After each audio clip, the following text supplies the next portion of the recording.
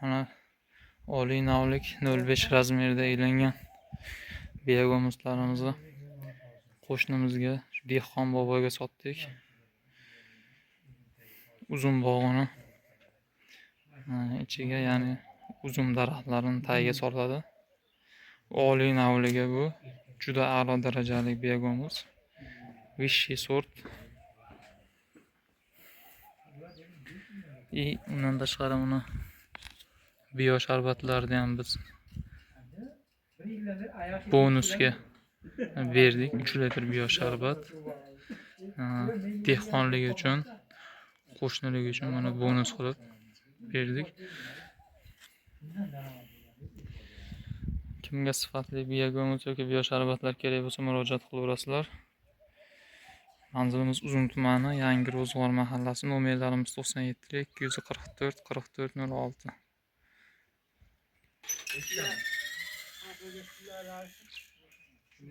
Biyagomuzlar dehqonchilikka ishlatishda vaqti keldi. Barcha dehqon bog'bonlarga biyagomuz tavsiya qilib qolamiz. Mana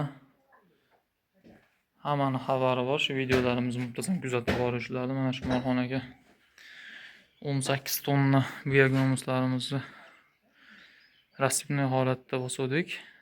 Mana oxirgisini xudo xohlasa sotdik. Bu 1 yil mobaynida tayyor bo'lgan Kaliforniya qizil yomg'ir chuvalchanglari yordamida qayta ishlangan.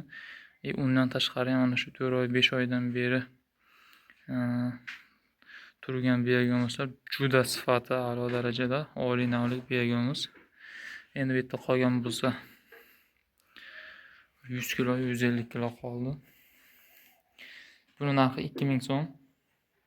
Yetkazib berish ichida xonadonimizdan xarid qilib kelsalar 1800 so'm qilib beramiz. Mana haligi oliy navlik biyagomuzlarimizni davomi elanyapti. Mana shu yerda mana rasibniy holatda yig'ilgan biyagomuzlar tayyor holatda.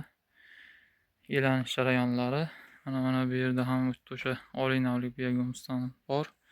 Xudo xohlasa qariyb 3 tonnaga yaqin biyagomuzlarimiz tayyor holatda.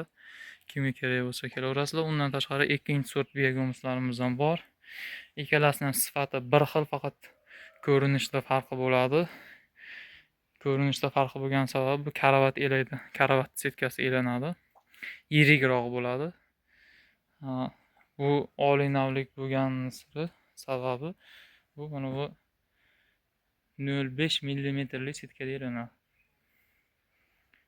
Farqi shunda. Undan tashqari mana bu yerga to'plab qo'ygan, mana devor tagiga to'plab qo'yganimiz biyagomuzlarimiz tayyor. Ichida chuvalchanglari ko'p bo'lganligi uchun mana tagiga mana bunday go'nglarni tashladik. Bu go'ngga muntazam chuvalchanglar bosqichma-bosqich o'tib turadi. Mana shu go'nglarga suv sachamiz.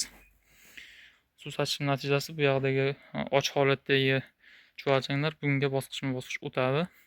Buni elash jarayoniga yetkazgunimizcha ancha bir 40-50% chuvalchanglar bunga o'tib bo'ladi.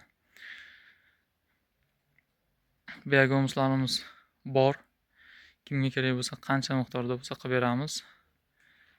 Sog' salomat bo'linglar, kunlaring xayrli va barakatli o'tsin.